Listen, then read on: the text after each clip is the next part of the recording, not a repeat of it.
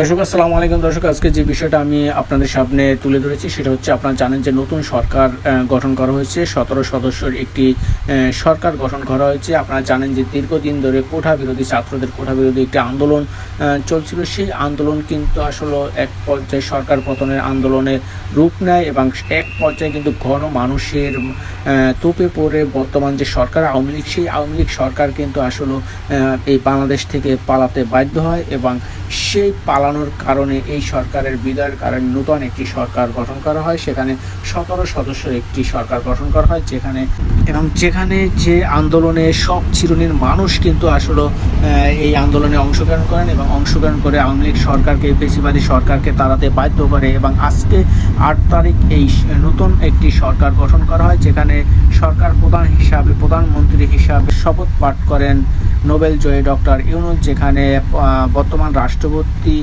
এই শপথ বাক্য পাঠ করান রাষ্ট্রপতি শাহাবুদ্দিন আহমেদ। আমি যদি 17 সদস্যের তালিকাটা আপনাদেরকে একটু বলে শোনাই, তাহলে প্রথমে 1 নম্বর আছে ডক্টর ইউনূস, 2 নম্বরে সালাউদ্দিন আহমেদ, 3 নম্বরে আছে আসিফ নজরুল, 4 নম্বরে আছে আদিলুর রহমান খান, 5 নম্বরে আছে জনাব হাসান আরিফ, 6 নম্বরে আছে জনাব তৌহিদ হোসেন, 7 নম্বর আছে সওদা রেজওয়ান হাসান, 8 নম্বর আছে মিস শারমিন মুর্শিদ, 9 নম্বর আছে জনাব বিধান রঞ্জন রায়, 10 নম্বরে আছে জনাব ফারুক আজম এবং 11 নম্বরে আছে ব্রিগেডিয়ার জেনারেল তো শাওকত এবং 12 নম্বরে আছে সুপ্রদীপ চাকমা এবং 13 নম্বরে আছে আপা মা খালিদ হাসান, 14 নম্বরে আছে মিস ফরিদা আক্তার, 15 নম্বরে আছে মিস নুরজাহান বেগম, 16 নম্বর আছে জনাব নাহিদ ইসলাম, 17 নম্বরে আসিফ মোহাম্মদ সজীব ভুইয়া। দর্শক, এই 17 সদস্যের একটি সরকার গঠন করা হয়েছে আজকে, যেখানে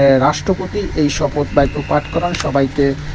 রাষ্ট্রপতি আমাদের বর্তমান যে রাষ্ট্রপতি আছেন শাহাবুদ্দিন, তিনি এই শপথ বাক্য পাঠ করান। দর্শক, এই সরকার আসলে কতটুকু কার্যকারী হয়, কতটুকু এই বাংলাদেশকে এগিয়ে নিতে পারে, সেটাই এখন আমাদের দেখার বিষয়। দর্শক, আজকে এই ছিল আমার ভিডিওতে। আমার ভিডিও ভালো লাগলে অবশ্যই আমার ভিডিও সবাই লাইক কমেন্ট শেয়ার করে আমার সাথে থাকবেন। ধন্যবাদ সবাইকে।